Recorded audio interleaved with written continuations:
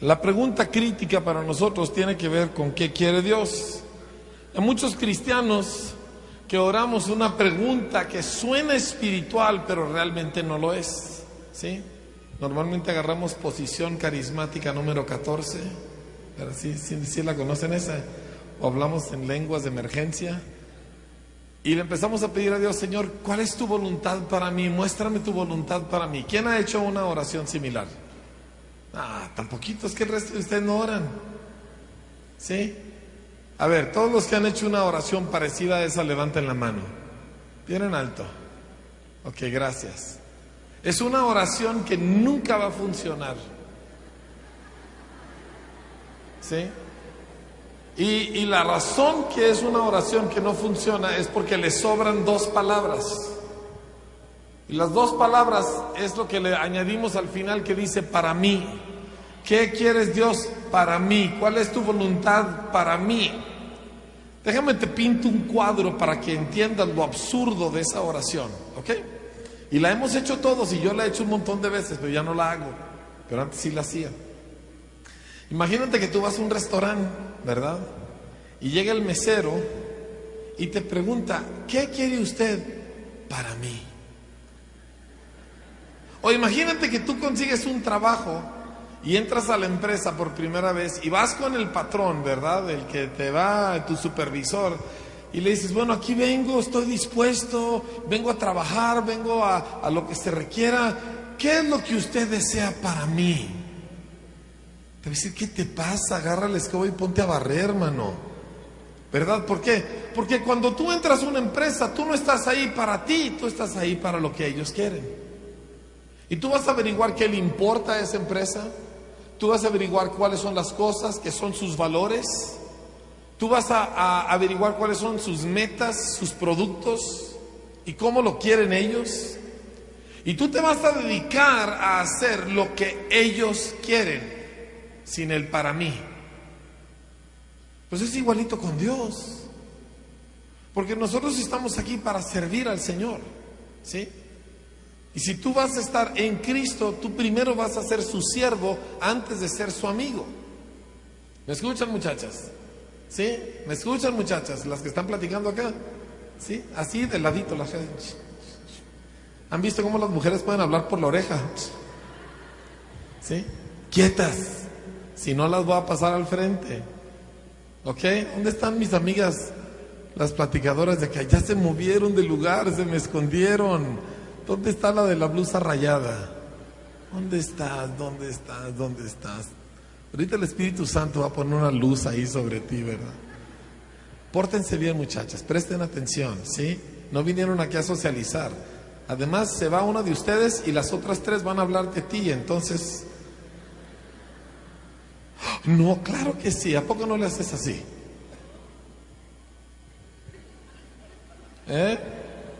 No, como no, ¿te fijaste qué mal le quedaba esa blusa? ¿Sí? Híjole, que gastó como 500 pesos en plancharse el pelo y le quedó pero espantoso, ¿verdad? Ay, pobrecita, vamos a orar por ella, ¿verdad? Miren.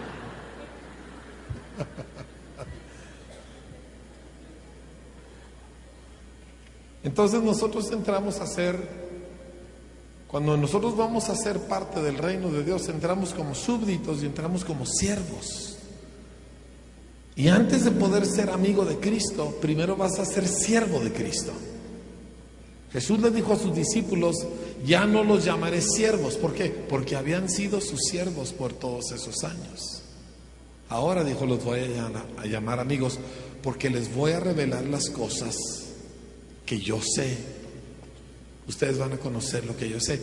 Pero si ellos nunca hubieran sido sus siervos, jamás hubieran sido sus amigos. Y un siervo viene para hacer lo que quiere su amo. Y viene para hacer las cosas como a su amo le gusta. ¿Me explico? Y si no lo hace así, le van a dar alas bien pronto. No, pues es que yo siento que yo debo de cobrar tanto en la caja. Pues no, tú vas a cobrar lo que yo digo, como yo digo, cuando yo digo. ¿Por qué? Porque yo te pago el sueldo. Yo soy tu jefe y tú vas a hacer las cosas como a mí me gustan. Es que ya trapeé, pues no me gustó cómo trapeaste, volví a trapear. El otro día un señor que trabaja para mí me pidió, oiga, yo también lavo automóviles. Le dije, ándale, pues lávalos, ¿verdad? Y es el señor que me volea los zapatos. Y yo creo que lavó los vidrios con el mismo trapo con que le saca brillo a mis zapatos. Los dejo todos cebosos y entonces vas manejando, das vuelta y te da el sol y ¡shum! Está en blanco el parabrisas, ¿verdad? Lo bueno es que en Parral no manejas más de 20 kilómetros por hora porque es chiquito. Pero yo tengo que agarrar y decirle, así no me gustan los vidrios. Si me va a lavar mi carro, me lo va a lavar así, así, así y así. Entonces la pregunta es, ¿qué quieres tú, Dios? ¿Qué te gusta a ti? ¿Qué es lo que a ti te importa para yo acoplarme a eso? Ay, es que yo no sé cuál es la voluntad de Dios. Yo he orado, yo le he preguntado al Señor cuál es tu voluntad. Pero tiene 66 libros aquí de su voluntad. No es que yo no sé, es que yo le he pedido, yo quiero sentir como que Dios me hable, como que me llegue la vibra. Ah, no, eso es de la nueva era. Bueno, como que me llegue la revelación, ¿verdad? O sea, pero es el mismo rollo. Aquí tú puedes leer qué le gusta a Dios y puedes leer qué no le gusta. Y aquí tú puedes leer qué le importa a Dios y también puedes leer cuáles cosas francamente a Él lo tienen sin cuidado.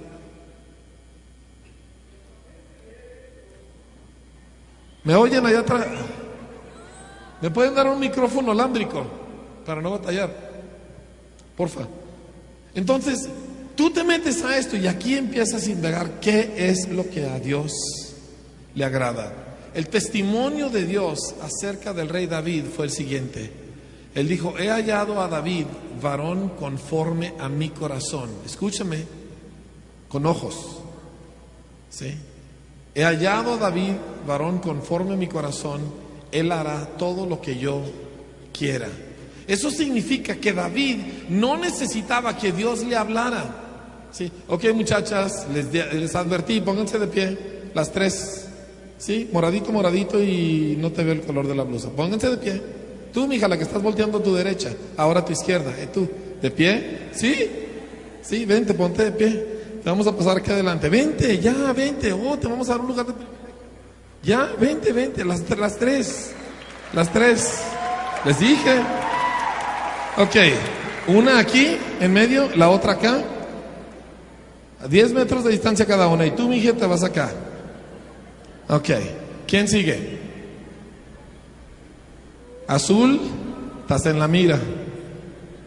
¿Vas a cerrar el pico? ¿Sí o no? Es más, te doy 10 pesos, te doy 100 pesos si puedes quedarte callada una hora. No puede. Bueno, por lo menos sepárate. A 1 metro de distancia, síguele. Ahí te me quedas. Si te mueves de ahí, te vamos a azotar. 40 menos 1. No te muevas, ahí quédate. Miren, yo tengo 20 años con una escuela y tengo 4 años con otra. Ustedes son mi clase ahorita, pórtense bien. No hablen, presten atención, miren al maestro. No tiene nada que decirle al de enseguida. ¿Está bien? Sobres. Muy bien. Miren, no crean que estas son peores que a nadie más. Lo que pasa es que tengo que agarrar a alguien, hacerlo ejemplo y a todos los demás se aplacan, ¿verdad? Sí, y los de arriba dicen, qué bueno que estoy detrás de esa luz que no deja ver, ¿verdad? Bueno, pero allá está César que los va a agarrar si ustedes no se callan.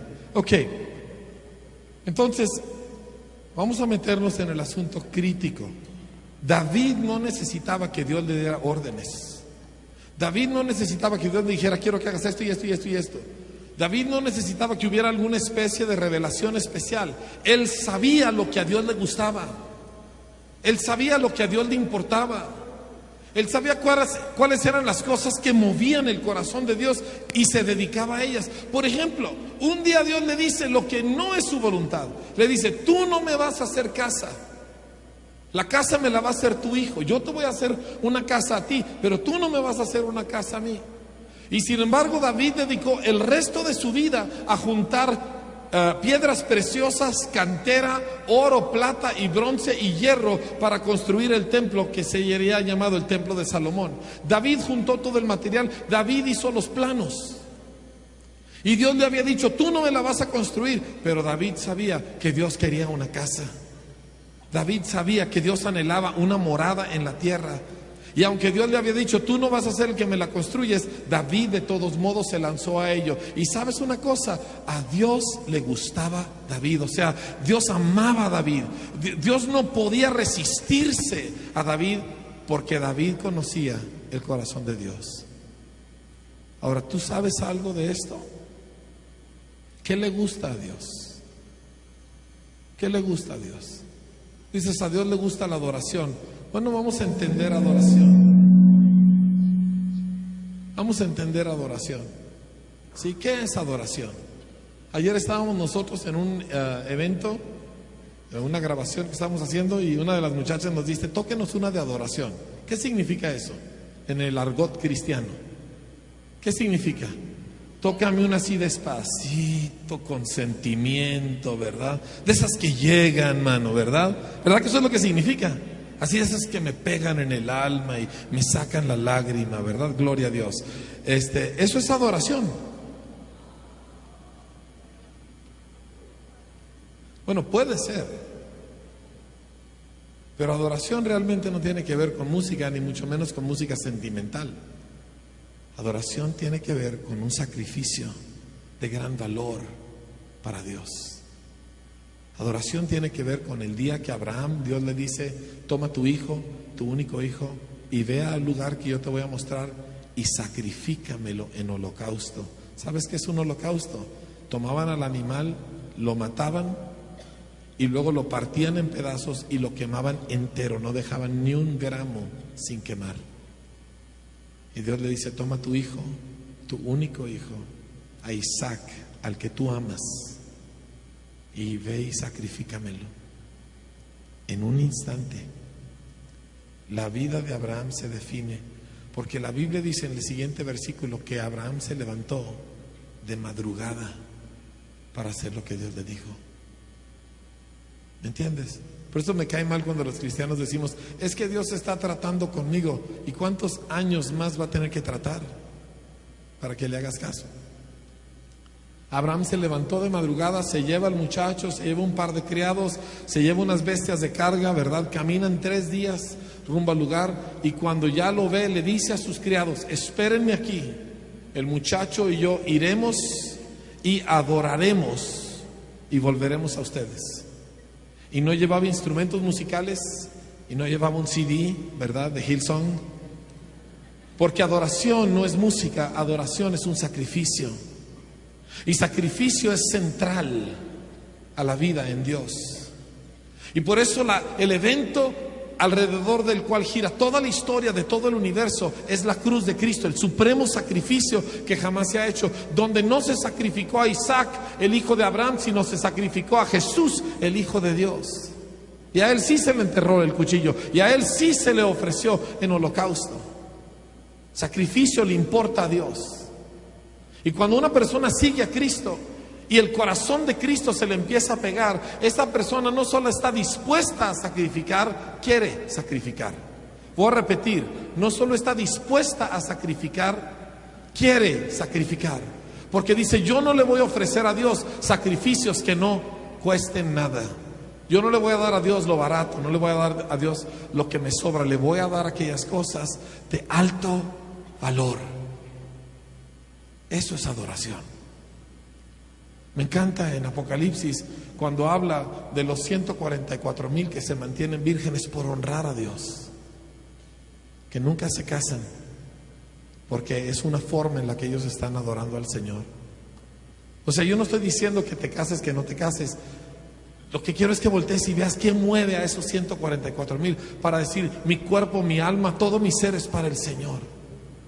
Wow. Ofrecen sacrificio. La gente que entiende lo que a Dios le gusta, se lo ofrece continuamente, sin necesidad de que Dios se lo saque a fuerzas. Por ejemplo, a mí me cae muy mal que en las iglesias tenemos que estar animando a la gente a que dé sus diezmos y sus ofrendas. O sea, ¿qué es eso? Si a mí nadie me tiene que decir que pague mis diezmos. Yo tengo 28 años, 29 años diezmando. Mi esposa, que se convirtió antes que yo, tiene casi 33 años diezmando. ¿Me comprende? No, casi 34 años tiene diezmando. Nadie nos tiene que decir. Nos da un gusto hacerlo. Y muchísimas veces damos muchísimo más que el diezmo. ¿Por qué? Porque amamos a Dios y porque queremos darle cosas que valen mucho y cosas muy importantes, ¿me entiendes? Y cosas que tienen un alto valor para, no solo para el Señor, también para nosotros. Y esto es parte de este caminar. ¿Qué quieres tú, Señor? Yo quiero enseñarles acerca de algo que Dios quiere, que es tan ajeno a nuestra forma de entender la vida, que en español ni siquiera tenemos una palabra para ello. ¿Sí?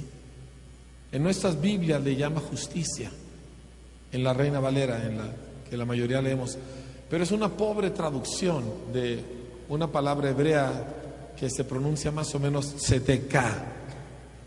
En el griego se llama dikaiosune.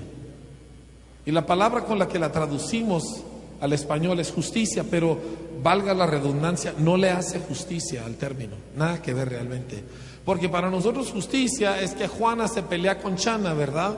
Y entonces alguien entra y dice, no, esto le toca a Juana y esto le toca a Chana y eso es justicia, ¿sí o no? Justicia para nosotros es que, no sé, la compañía de teléfonos me cobró de más de dinero y yo hago un reclamo y le digo, usted me cobró 350 pesos de más y me devuelven mis 350 y yo salgo y digo, me hicieron justicia. Ese es nuestro concepto de justicia. Pero el concepto bíblico es una cosa completamente superior a eso. Tiene que ver con cómo Dios funciona por dentro, qué siente Él, qué le importa, cómo reacciona, cómo se relaciona Él con gente, cuáles son las cosas que para Él son de mucha importancia. Eso es justicia en la Biblia. Tiene que ver con todo el carácter de Dios, con cómo Dios es y cómo Dios funciona.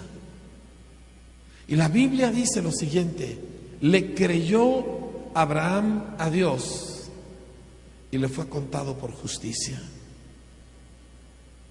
Todo el Nuevo Testamento de eso nos habla. Su tema es cómo Dios, que es santo, puede justificar y aceptar a alguien que no lo es, o sea, tú y yo.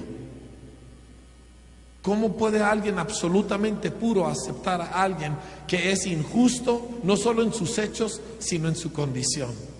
¿Sí? Muchachos, les estoy enseñando algo que va a requerir que tu cerebro esté conectado.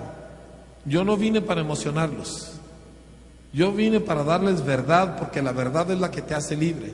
Así que yo no me gusta enseñar nada más a las emociones, a mí me gusta enseñar al seso y al corazón. Necesito que tu cerebro esté conectado. Ayuda si tiras el chicle, porque el chicle te distrae, en serio.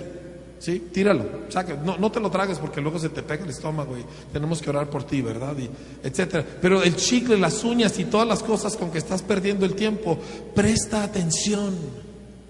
O ya lo sabes, ya conoces esto. Entonces préstale mucha atención. ¿Sale?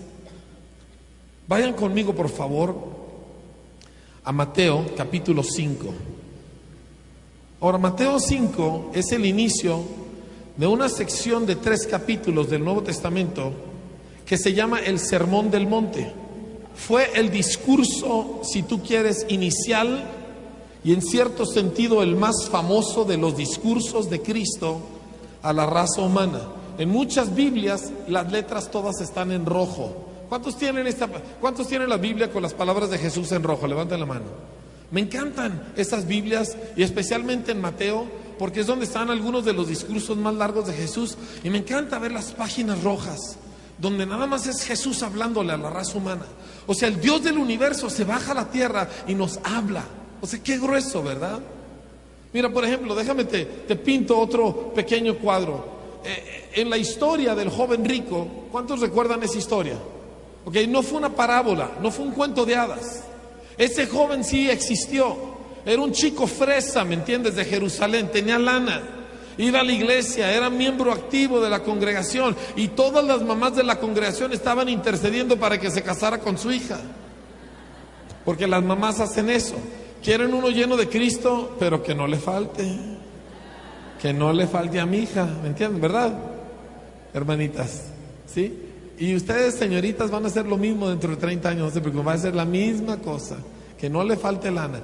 Entonces el muchacho viene y dobla la rodilla y le dice, ¿qué hago para heredar la vida eterna? Y ya conocemos la historia, que Jesús termina señalando el Dios de este muchacho, que era la lana, y le dice, vende todo lo que tienes, dalo a los pobres y sígueme y tendrás tesoro en el cielo. Y todos hacemos la cara que están haciendo ustedes. ¡Ay, qué duro! ¡Ay, qué fuerte! Híjole, pues no usamos la palabra, pero pensamos por dentro, el Señor que, pues qué, ay, pues ni decimos, ¿verdad? Pero, oye, era el Dios del universo, parado en carne, delante de este tipejo.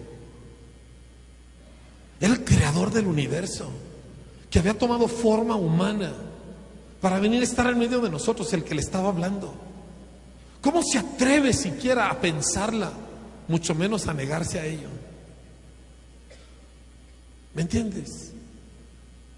O sea, se le había aparecido Dios y lo único que le pedía era un poco de su dinero. Y no para él, que se deshiciera de él. Y el tipo fue lo suficientemente bruto para pensar que era más importante un poco de lana que ser uno de los seguidores personales del Dios del universo hecho hombre. ¡Qué bruto! ¡Qué completamente tapado estaba! ¿Me entiendes? Y Jesús voltea y dice que difícilmente gente con dinero entrarán en el reino de los cielos. Para todos aquellos que se quieren hacer ricos, aguas. La lana es un problema serio. Dices, ¿es malo el dinero? No, pero la mayoría de la gente que lo tiene sí es. Así que aguas de todos modos. Y luego voltea Jesús con los discípulos y tú tienes que entender, los discípulos estaban sacadísimos de onda porque ellos pensaban que este tipo iba a ser el líder de ellos o algo. Y le dicen, Señor, entonces, ¿quién podrá ser salvo? Cuando les dijo lo del ojo de la aguja y todo eso. Y Jesús les dijo, básicamente se requiere un milagro para que alguien se salve. ¿Tú piensas que tú estás aquí porque tú quieres? ¿Que tú le estás haciendo un favor a Dios? ¿Qué te pasa? O sea, ¿de qué planeta vienes? ¿Qué droga estás usando? ¿Sí? O sea, ¿tú crees que Dios necesita que tú vengas? Hay muchos que llegan y, ay, ya no voy a ir a la iglesia porque Dios no me respondió. Pues ve y púdrete. O sea, estoy hablando en serio. ¿Qué crees que Dios te debe? Es que Dios no me contestó una oración que hice, por eso ya no voy a ser cristiana. Pues vete al infierno. Eso es lo que te va a pasar. O sea, ¿con qué descaro tú te pones a gritarle a tu creador de que Él te debe algo? Sí, como dicen los gringos, reality check. Sí, o sea, por favor, tierra llamándote, ¿verdad? Vuelve por favor al planeta. Y voltean los discípulos y le dicen, Señor, nosotros hicimos exactamente lo que le pediste a ese muchacho. Nosotros lo hemos dejado todo y te hemos seguido. O sea que él no fue el único al que Cristo le hizo esta invitación. De hecho, era una invitación de alto privilegio porque a poca gente Jesús le dijo eso. Y Jesús volteó y les dice, de cierto te digo, cualquiera que haya dejado padre o madre, o hijos o casas o tierras o esposa o lo que sea por mi causa, recibirá en este tiempo 100 veces más y en el tiempo venidero la vida eterna. Dios nunca se queda debiéndole a nadie, pero tiene que haber sacrificio de por medio. Di conmigo bien fuerte la palabra sacrificio. ¿Ok? Entonces aquí está el Dios del universo hablándole a la raza humana. Más vale que le prestes atención. Si te aburre la Biblia, entonces tú estás en un lugar muy equivocado. Si tú, ay, qué difícil. Si tú lees la Biblia por deber, ¿sabes qué? Estás en un lugar muy mal, pero mal. Si tú piensas que le haces a Dios un favor porque lees 2 capítulos, o sea, de veras tú necesitas detenerte y reconsiderar totalmente tu existencia. Porque tú estás jugando con algo que ni siquiera entiendes. El Dios del universo, tu creador, vino a hablarle esto a la raza humana. Empieza con las bienaventuranzas que me fascinan. Bienaventurados, felices los pobres, los mendigos en espíritu, la gente que no tiene nada que ofrecer, la gente que ha fracasado miserablemente. De ellos es el reino de los cielos. Dios no vino a salvar a la gente que se ha portado bien. Esa gente cree que Dios le debe. Dios vino a salvar a la gente que entiende que no tiene nada que ofrecerle a Dios. ¿Habrá algunos de nosotros aquí? Porque yo no sé acerca de ti, pero yo no tengo nada que ofrecerle a Dios. ¿Sí? Y luego dice, bienaventurados los que lloran. ¿Por qué? Porque cuando te das cuenta de la condición en que estás, pues es muy fácil y muy frecuente que te llene la tristeza y llores. Dice, ellos serán consolados. Luego dice, bienaventurados, dice, los mansos. Porque cuando tú has visto tu condición espiritual y has llorado por ella, te haces bien blandito. La gente difícil, aún entre los que estamos aquí, la gente que se siente que ya sabe, la gente que nomás viene aquí para ver qué liga y qué agarra, se cree buena, se cree que tiene algo, se cree que vale algo. Están bien engañados. ¿Sí? Y es difícil gobernarlos. No les puedes corregir porque se sienten, se ofenden, se deprimen, se enojan. No les puedes dirigir porque, ¿y tú quién eres para mandarme? ¿Me entienden? Los edecanes o ujieres, no sé cómo les llaman aquí, batallan con ellos. ¿Por qué? Porque les dicen, por favor, siéntese aquí, va, y yo me quiero sentar en otro lado. Ni para tonterías chiquitas. Hace como 3 semanas, estábamos en un taller, era un grupo como del tamaño de este aquí, y les estaba enseñando acerca de obediencia y del reino de Dios. Porque Cristo no vino a la tierra para ser un ejemplo, Cristo vino a la tierra para mandar. Cristo no vino a ayudar, Cristo vino a mandar, es muy diferente. ¿Me entiendes? Cristo no vino para auxiliarnos en nuestra necesidad, Cristo vino para gobernar nuestras vidas. ¿Y sabes qué? Yo quiero que gobierne la mía, porque todo el tiempo que yo la goberné fui una catástrofe. Y yo quiero que Cristo me gobierne. ¿Tú quieres que Cristo te gobierne? Ok, súper. Entonces les pedí a todo el mundo, le dije, ¿saben qué? Una de las cosas que quiero pedirles en este taller es que todo el mundo tire su chicle. Porque el chicle te estorba, no te deja prestar atención y además es una falta de respeto. Y tú no te sentarías en la casa del presidente municipal masticando un chicle. Entonces todo el mundo vamos a guardarlo. Y ya, fingí demencia, seguí enseñando. Y como a los 10 minutos todavía había como 25 gentes. Entonces lo detuve, les dije, ¿por qué no han tirado su chicle?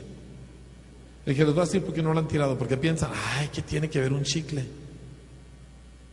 Pero si tú no puedes obedecer en una cosa chiquita, es porque eres ingobernable.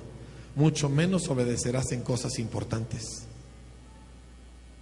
Si tú no puedes obedecer en que te pidan siéntate de esta manera o en este lugar, entonces jamás podrás obedecer cuando el Espíritu Santo te diga quiero que vayas para acá. ¿Por qué? Porque estás lleno de ti mismo y te sientes que tú tienes la capacidad para tomar tus propias decisiones. Y tú decides qué es importante y qué no es importante. ¿Verdad que por eso no tiras el chicle? ¿Me entiendes? Una persona doblada a Cristo ni siquiera hubiera esperado la orden, inmediatamente lo tira. No es porque el chicle sea malo, es porque el chicle no importa. Y si no puedes obedecer en algo que no importa, jamás obedecerás en algo que sí importa. La persona que ha sido quebrantada se vuelve mansa, dócil, dócil, dócil. Le pueden decir por aquí y va, y por allá y va. Y no se ofende cuando le corrigen. ¿Me comprendes? Y finalmente llega la 4ª bienaventuranza.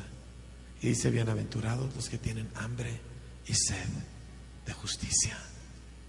De esa cosa que define quién es Dios, cómo es Dios. ¿Sí? De esa cosa que define el carácter y los sentimientos y la escala de valores de Dios. Dice, bienaventurados los que tienen hambre y sed de eso, porque serán saciados. La mayoría de la gente tiene hambre y sed de sentirse chido. Tiene hambre y sed de que le vaya bien. Tiene hambre y sed de que Dios le resuelva un problema. Pero Jesús dijo, bienaventurados los que tienen hambre y sed de ser justos, de tener adentro lo que Dios tiene adentro, de operar en el mismo carácter que Dios opera. Y luego vienen las siguientes 4 bienaventuranzas. Primera dice, bienaventurados los misericordiosos, ellos recibirán misericordia. Me las voy a saltear rápido porque es importante llegar al final.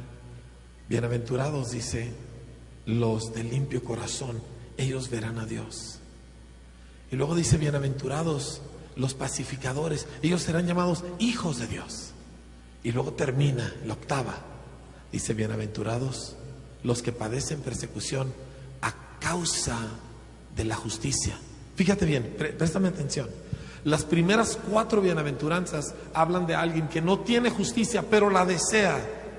Las segundas 4 bienaventuranzas nos describen a alguien que camina con justicia, con la justicia de Dios en su vida.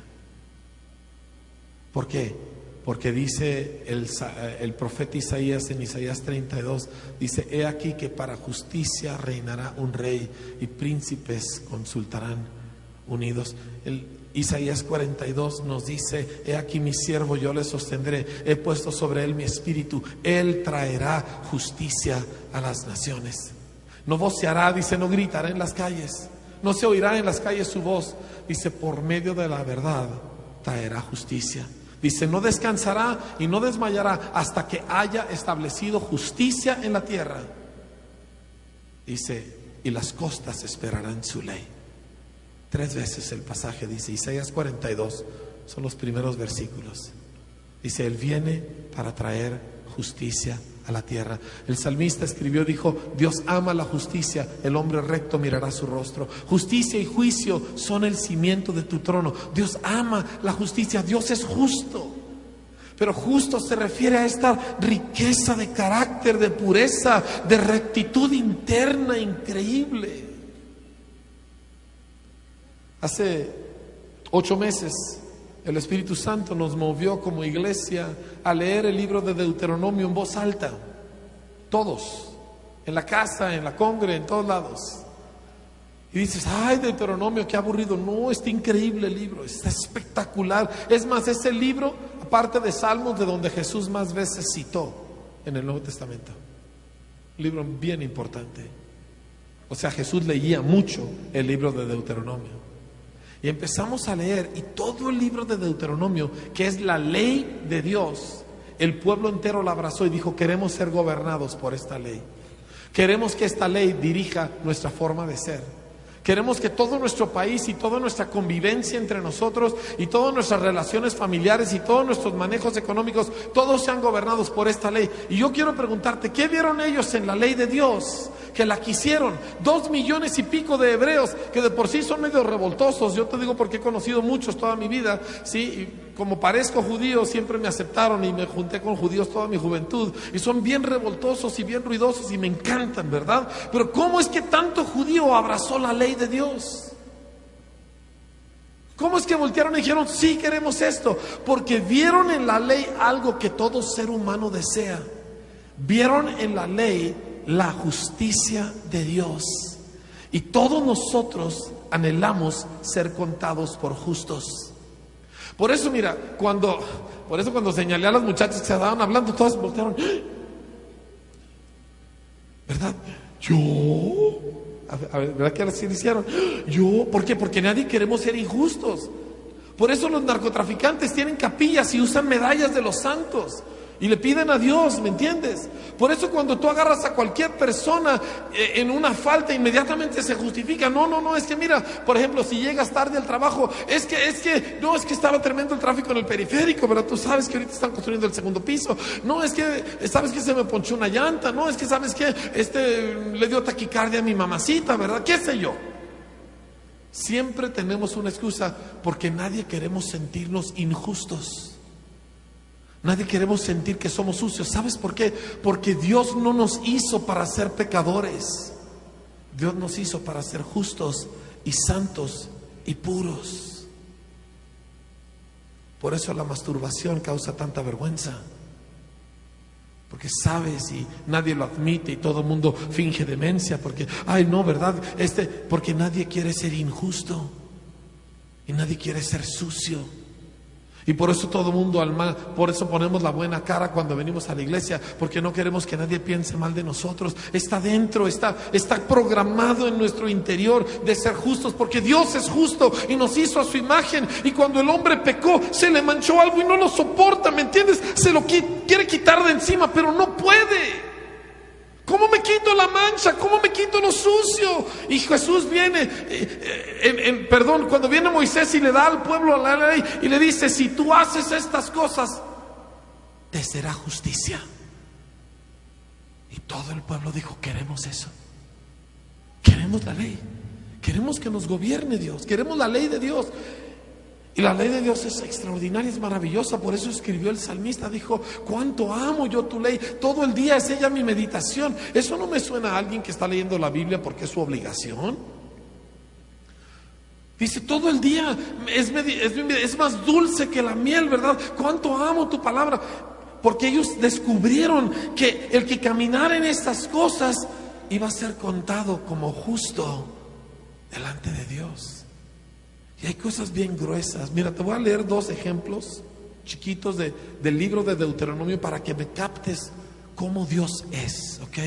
Mírame tantito. O sea, aquí no se trata de que tú te portes bien o te portes mal, porque todos nos hemos portado mal. Aquí se trata de que tú descubras quién es Dios, porque no sabes. Sabes iglesia, sabes religión evangélica, pero conocer quién es Dios es otro boleto.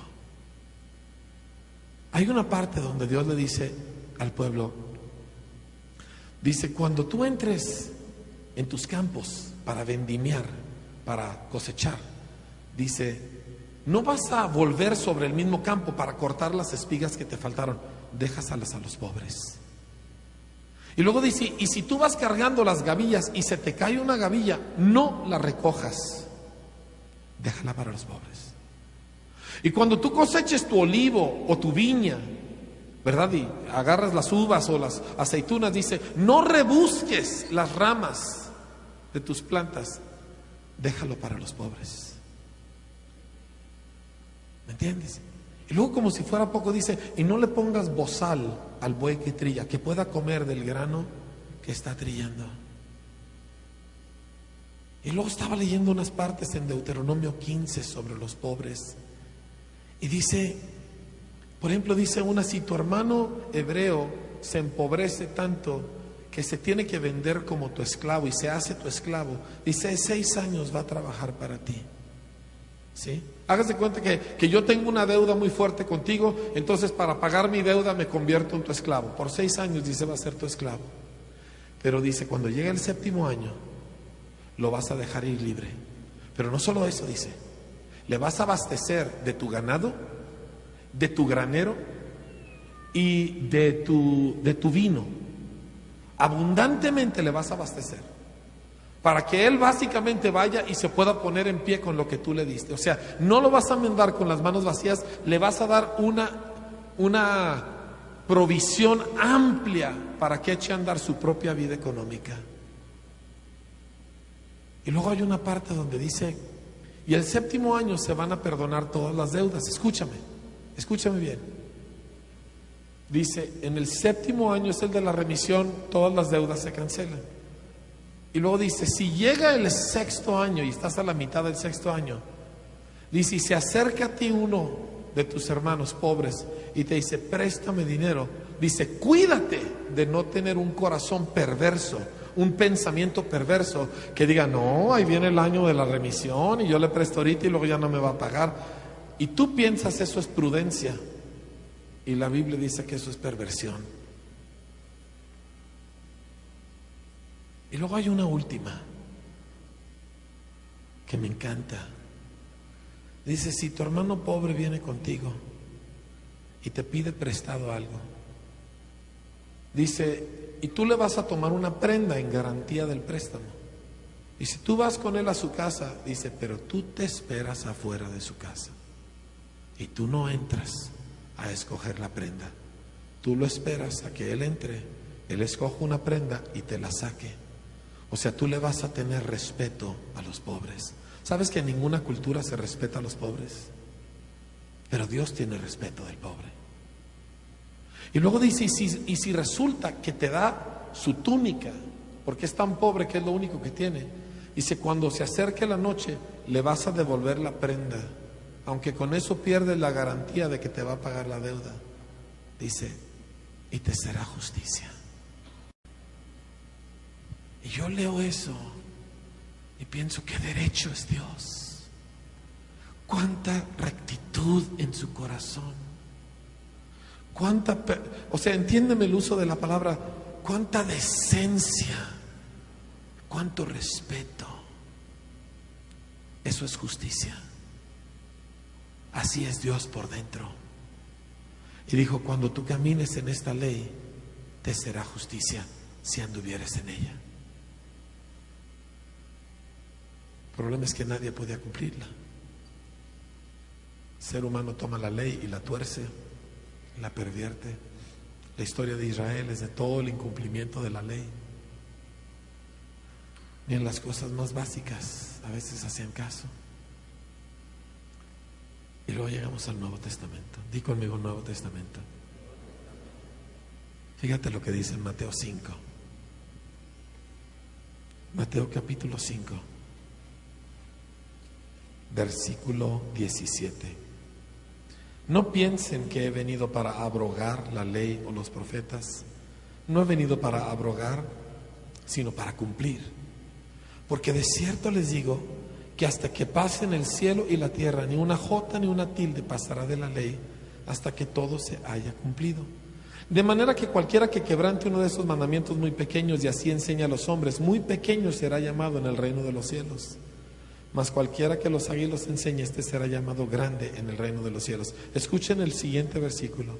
Porque les digo que si su justicia no fuere mayor que la de los escribas y fariseos, no entrarán en el reino de los cielos. Mírame por favor tantito. Jesús dijo, si tu justicia, la justicia que tú tienes y manifiestas, no es superior a la de los fariseos que se dedicaban punto y coma a cumplir cada detallito de la ley de Moisés, si tu justicia no supera la de ellos, no entrarás en el reino de los cielos. Y uno dice, entonces estoy frito. Y luego Jesús procedió a explicarnos cómo esa justicia se elevaba. Él dijo, oíste que fue dicho no matarás, pero yo digo que cualquiera que le diga necio a su hermano será culpable ante el concilio, estará expuesto al infierno de fuego. Tomó lo que la ley decía y lo subió. Oíste que fue dicho, amarás a tu prójimo y aborrecerás a tu enemigo, pero yo te digo, ama a tu enemigo, ora por el que te maldice, bendícelos. Y luego voltea y dice, oíste que fue dicho, cumplirás a Jehová tus juramentos. Dice, pero yo te digo, nunca jures por nada, ni por el cielo, ni por la tierra, ni por tu propia cabeza. Y oíste que fue dicho, no cometerás adulterio, pero yo te digo que si tú volteas a mirujear a una persona, estoy hablando en mexicano para que me entiendas, dice, ya has adulterado con ella. Y lo que vemos es que Jesús toma la justicia de la ley y la sube, y la sube, y la sube. Y dice, si tu justicia no es superior a la de los más dedicados judíos, no entrarás en el reino de los cielos. Y yo sí me quiero ir al cielo. Y yo quiero vivir el cielo aquí en la tierra. Entonces, ¿qué hago? ¿Cómo le hago? Te quiero platicar cómo sucede esto. Sí, porque todo el Nuevo Testamento, Romanos, Gálatas, Hebreos, de esto se tratan.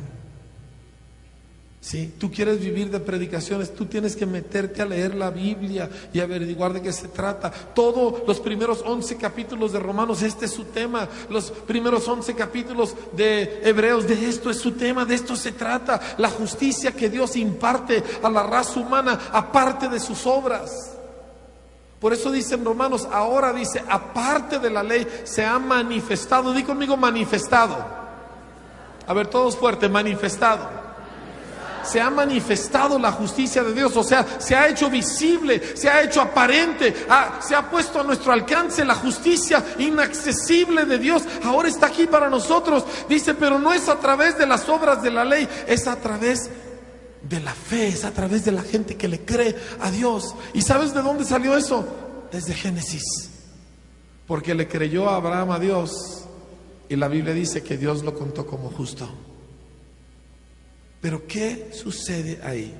Mira, si tú has tomado algún curso de Biblia o de doctrina, sí, dices, eso es la justificación de que Dios ya nos borra nuestros pecados y nos considera justos sin las obras de la ley, simplemente por la fe en Cristo. ¿Sabes qué? Me cae muy gordo cuando la gente lo dice así.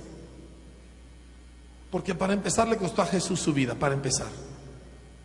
Segundo, es mucho más que simplemente decir, sí, ya mis pecados fueron borrados, ¿verdad? Y ya soy justo, gloria a Dios, ¿verdad? Y ahora, ¿qué tengo que hacer? Cuando una persona le cree a Dios, pero de veras le cree, le es impartida la justicia de Dios a su misma persona. Segunda de Corintios 5:19 o 5:21, no lo busques, dice, al que no conoció pecado, por nosotros lo hizo pecado, para que nosotros fuésemos hechos justicia de Dios en él. O sea, para que cuando el mundo busca cómo es la justicia de Dios, cómo es el carácter de Dios, cómo es la personalidad de Dios, voltea y nos mira a nosotros. Porque en Cristo nosotros fuimos hechos justicia de Dios en Él. Pero cuando tú rebajas esta cosa que llamas el cristianismo, a que yo voy a la iglesia, yo participo en una actividad, bueno, yo soy miembro del grupo de jóvenes, yo estoy en la alabanza, y lo reduces a eso, entonces has perdido por completo la noción de este milagro. ¿Qué es lo que sucede? Llega un pecador sin nada que ofrecerle a Dios, que no tiene ningún mérito, y se tira a los pies del Señor y le dice, ten misericordia de mí, un pecador, perdóname. Y cree en Cristo, cree que Cristo es suficiente y su obra en la cruz es suficiente. Y entonces la justicia de Dios le es impartida a través de esa fe. Y al instante pasan dos cosas gruesísimas. La primera es que sus pecados son borrados todos. Y borrar pecado, limpiar pecado no es cosa ligera. Y si lo fuera, ¿por qué todavía te sientes culpable de cosas que hiciste hace años? Mira, es tan grueso el perdón de Dios. Si yo, no sé, fuera aquí con Herbert, ¿verdad? Y yo le hiciera alguna grosería, feo. A lo mejor me doy cuenta, a lo mejor no me doy, pero el asunto es que yo soy muy grosero con él en alguna cosa y lo ofendo bien feo. Y después pasan días o semanas y me doy cuenta que lo súper recontraofendí y me arrepiento y me siento mal. Y voy con Herbert y le digo, perdóname, no sé qué se me metió, discúlpame. Y dice, sí, pastor, está bien, yo lo perdono. No, de veras, pero no sé qué me pasó, perdóname, tengo una vergüenza tan terrible, ¿cómo pude haberme portado así? Está bien, pastor, lo perdono. La siguiente vez que yo lo vea, ¿sabes qué voy a hacer? Ay, híjole, de veras, perdóname, de veras no puedo creer que haya hecho eso. Y la siguiente vez que lo vea me voy a acordar, híjole, ¿cómo yo pude haber actuado así? No se borra fácil el pecado. Y menos de alguien que tiene una memoria perfecta. Pero la noche que yo me convertí a Cristo, y yo era marihuano y ratero y perverso y muchas otras cosas malas. Fui el peor hijo de mi familia. No hice más que causarle vergüenzas y dolores de cabeza a todos los que se acercaban a mí. Y el 28 de enero de 1980, hace casi 30 años, creí en Cristo. En medio de toda esa vergüenza, de todo lo que yo había sido. Y al siguiente instante, yo estaba hablando con Dios como si nunca hubiera cometido un pecado en toda mi vida. O sea, no solamente me borró el pecado y no solamente me perdonó, es como si nunca hubiera pecado. Así es lo que los teólogos llaman justificación. Como si nunca le hubiera fallado a Dios en toda mi vida. Como si yo fuera Cristo pidiéndole al Padre, ¿me entiendes? Sin ninguna falta en mi contra. ¿Te imaginas cómo serían tus oraciones si tú pudieras sentirte así? Porque ¿cómo llegamos nosotros a orar? Ay, Señor, perdóname que no he leído la Biblia en toda la semana, ¿verdad? Para empezar. Ay, Señor, ay, híjole, Señor. Así empezamos. Imagínate cómo serían tus oraciones si tú supieras que sabes que Dios no tiene nada en tu contra, que estás totalmente limpio, pasado, presente y futuro para Dios.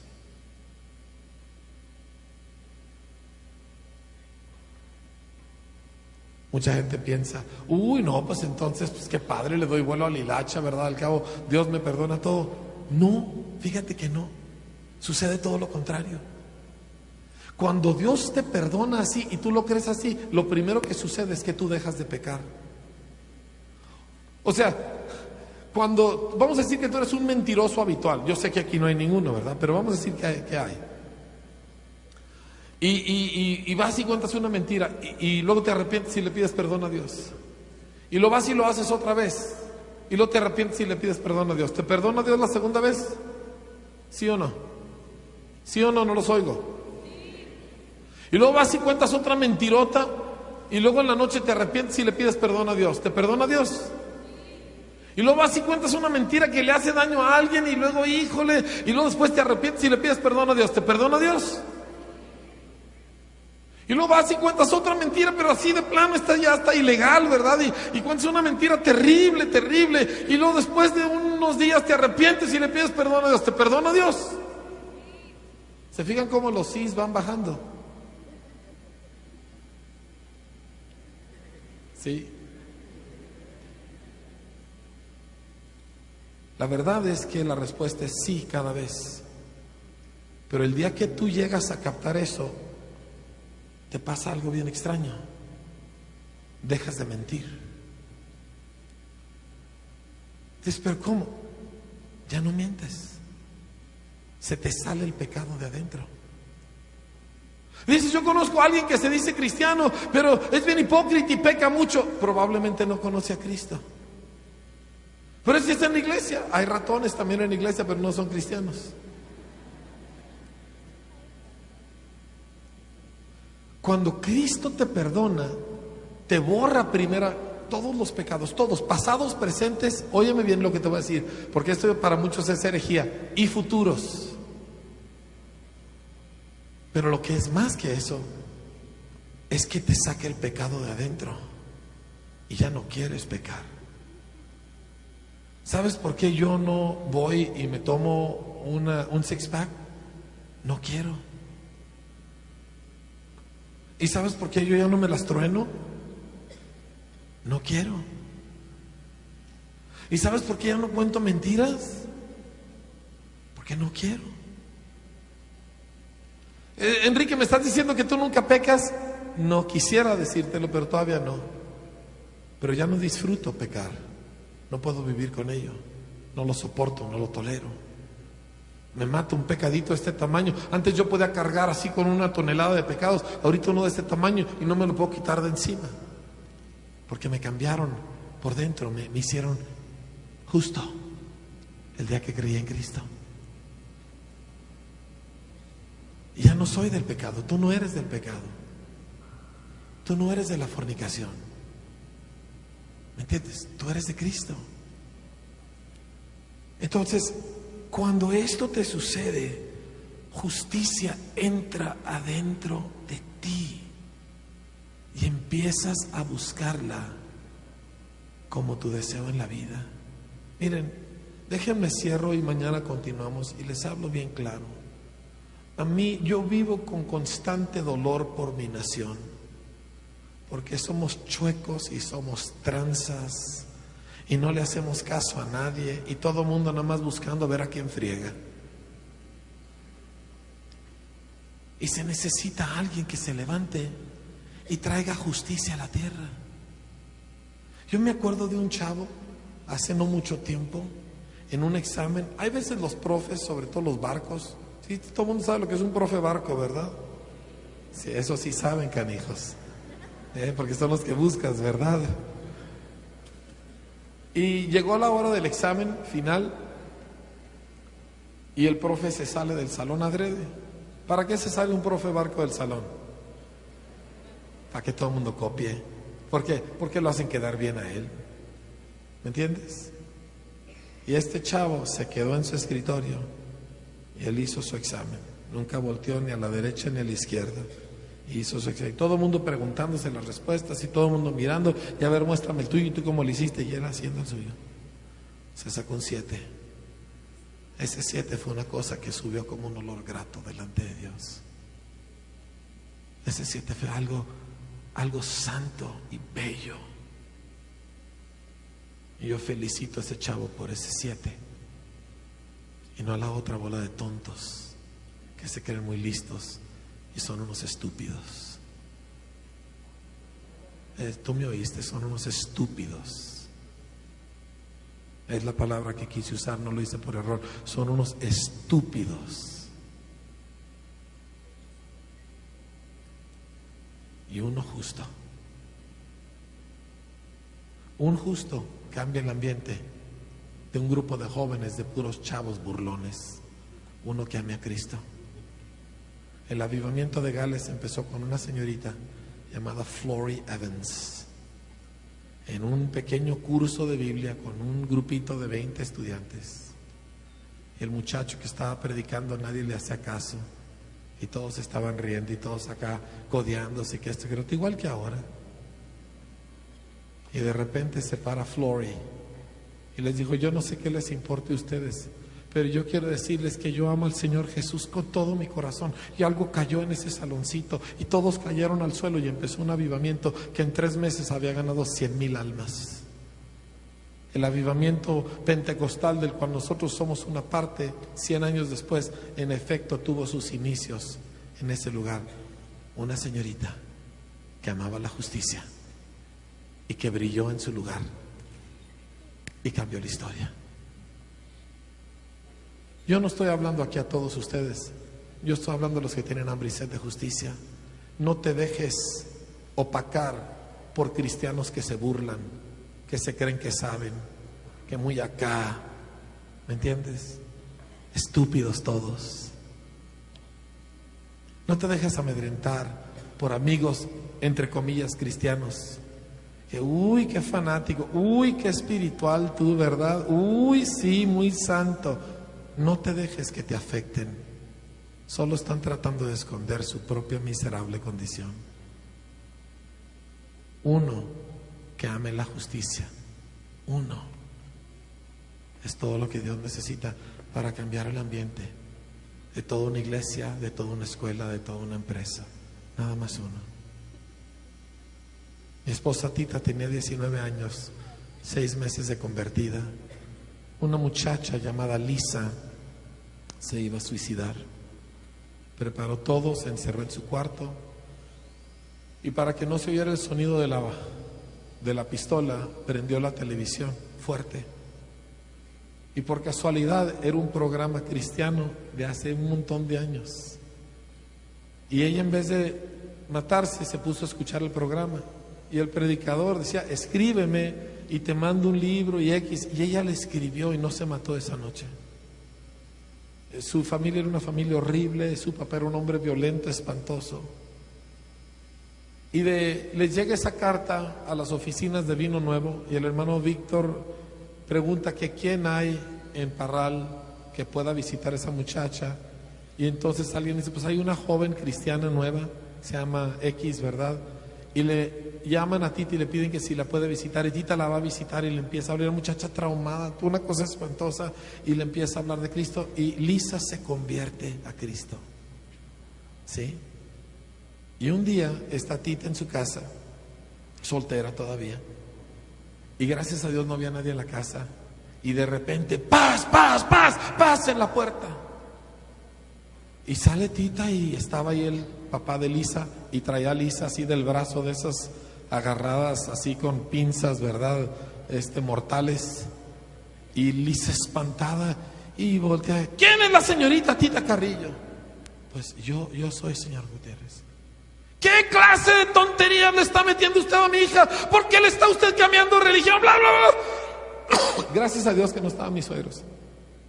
No, señor Gutiérrez, le dijo, no, señor Gutiérrez, espérese, es que no se trata de eso, se trata de conocer a Dios, se trata de conocer a Jesús. Ah, sí, ¿y quién se lo va a presentar? Usted. ¿Qué hubieras hecho? Aparte de derretirte y sentirte como un perfecto idiota, ¿qué hubieras hecho? Tita volteó y le dijo, señor Gutiérrez, permítame. Le habló 2 minutos al señor Gutiérrez y volteó el señor Gutiérrez y le dijo, aquí le dejo a mi hija. A la semana se convirtió toda la familia. Al mes las reuniones eran en casa de la familia Gutiérrez. Por una jovencita de 19 años que ama la justicia, que no está buscando a Dios para ver qué le saca, que quiere ser como Dios es, que quiere pensar como Dios piensa, que quiere sentir como Dios siente, que quiere que le importe lo que Dios le importa. Una muchacha. Todo nuestro ministerio, toda nuestra congregación y varias otras de ahí salieron, de esa jovencita hablándole a un viejo endemoniado y venciéndolo.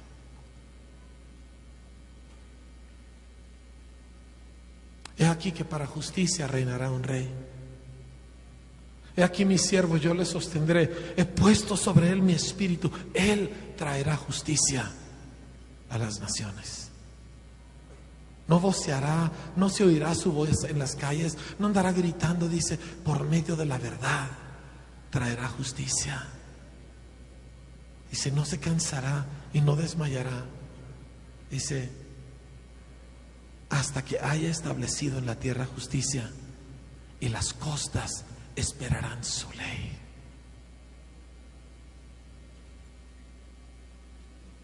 ¿Sabes? Tengo casi 30 años en México. Yo me vine de Estados Unidos, renuncié a la ciudadanía americana que tenía. Me vine a servir en una ciudad chiquita, difícil. He gastado mi juventud en este país. Ya no estoy joven. Empecé de tu edad, pero ya no tengo tu edad. Me ha costado mi vida, mi reputación, a veces mi salud, la salud de mi esposa. Tita no pudo venir por esta causa, por 30 y tantos años de desgaste en lugares difíciles.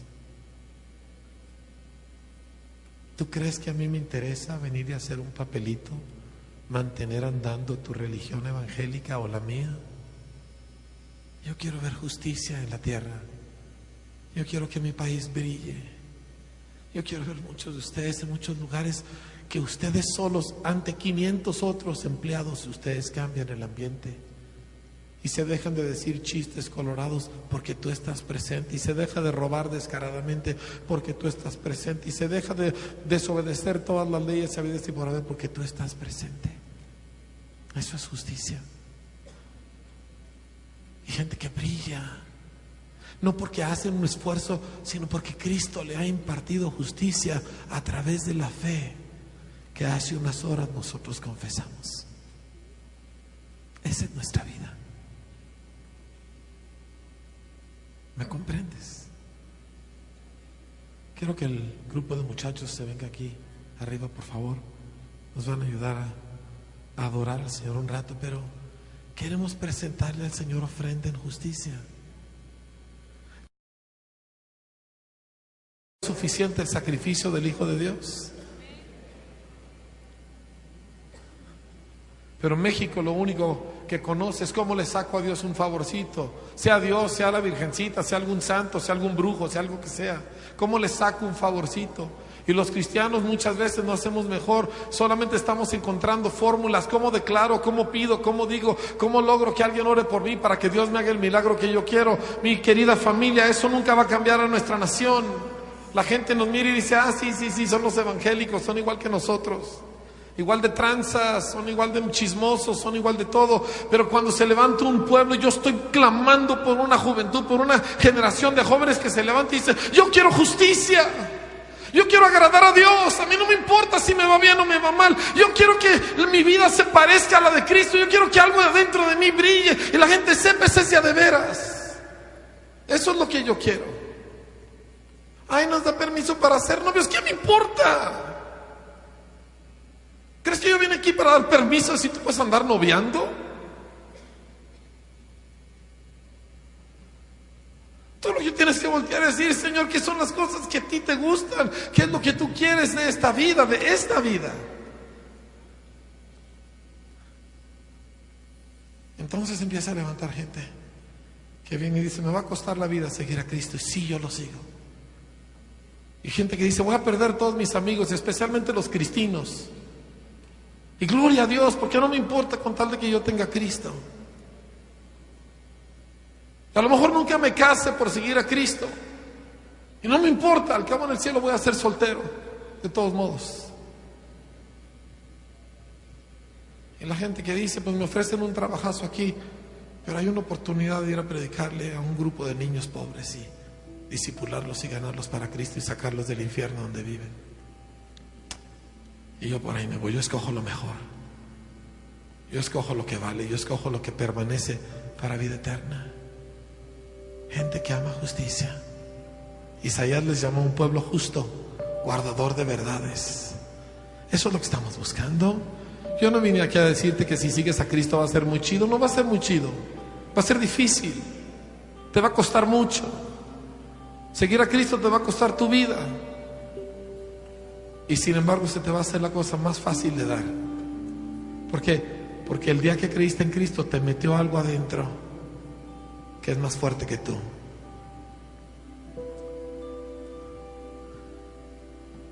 Nuestra nación necesita, y nuestra iglesia necesita gente que se levante en pureza, gente que viva para ver cómo agrado al Señor, cómo le saco una sonrisa. Yo sé que muchos vinieron a este congreso en otro plan, pero Dios te trajo pensando en lo que Él iba a hacer, no en lo que tú querías. ¿Me entiendes? ¿A cuántos ya les cambió la dirección y del rollo y del plan en el que tú venías? Que tú venías aquí bien carnal, bien bruto, bien tonto, bien mal, bien X, ¿verdad? Y Cristo ya te está cambiando la dirección. ¿Puedes levantar la mano? Confiesa tu pecado ingrato, ándale. ¿Sí? No tienes que levantar la mano, pero hubo un montón de chavas que vinieron a ver si ligaban, ¿verdad? Esas que dicen, pues, es más triste andar a pie, ¿verdad? Siempre hay un roto para un descosido y cosas por el estilo. Y de repente volteas y dices, eso no es lo que quiero. Quiero lo que Dios quiere. Ponte de pie, por favor, vamos a levantar nuestra voz al Señor.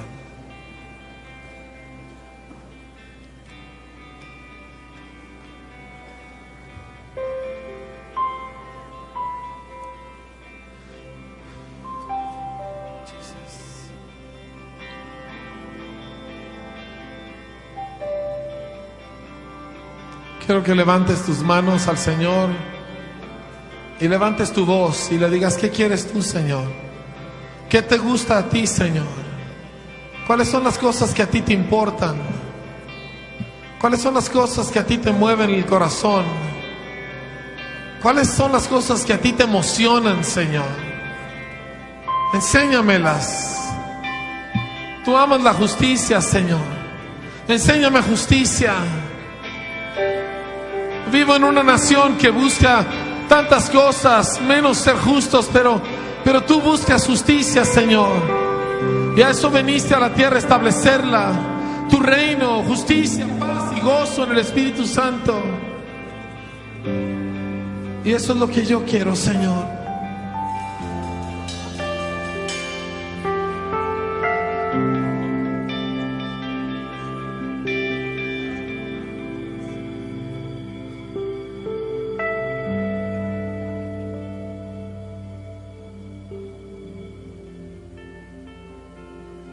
Yo venía a buscar muchas cosas, Señor, pero hoy quiero dejar todo eso a un lado y buscar lo que tú estás buscando. Díselo conmigo. Quiero lo que tú quieres, Señor. Abrazo lo que tú dices, Señor. Me entrego a lo que tú amas, Señor Jesús. Me rindo a las cosas que a ti te importan. En el nombre de Jesús. En el nombre de Jesús. En el nombre de Jesús.